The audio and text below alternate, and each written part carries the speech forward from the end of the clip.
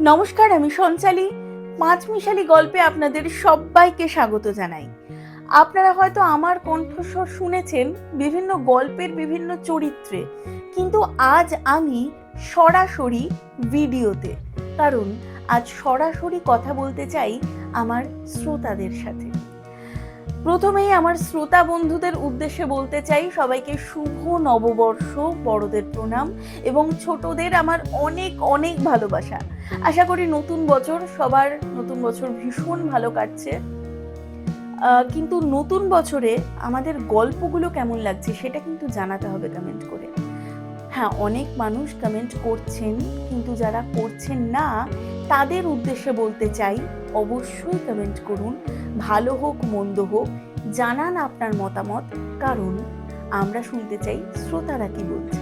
হ্যাঁ, তাই শ্রোতাদের কথা ভেবেই আমরা সম্প্রতি একটি পোল করেছিলাম, একটি ভোটিং সিস্টেম, যেখান থেকে শ্রোতারা বেছে নিতে পারেন যে তারা কি ধরনের গল্প শুনতে চান। তো সেই পোলে অধিকাংশ ভোট পড়েছে প্রেমের গল্পে, অর্থাৎ আমার চ্যানেলের অধিকাংশ শ্রোতারা প্রেমের গল্প শুনতে চান। তাই শ্রোতাদের কথা মাথায় রেখেই আমরা আনছি একের পর এক প্রেমের গল্প। এই সপ্তাহে আসছে শম্পা শম্পী চক্রবর্তীর কলমে অসাধারণ একটি প্রেমের গল্প, শেষ ইচ্ছা।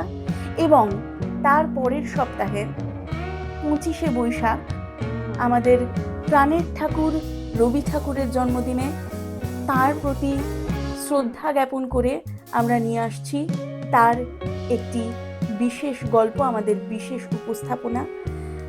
এই গল্পগুলো শুনতে হলে কিন্তু অবশ্যই পাঁচমিশালি গল্পকে সাবস্ক্রাইব করে বেল নোটিফিকেশনটা অন করে দিতে হবে এবং চোখ রাখতে হবে পাঁচমিশালি গল্পে, যাতে প্রথম নোটিফিকেশনটা চলে যায় আপনার কাছে এবং আপনি প্রথমেই শুনে নিতে পারেন আমাদের গল্পটা।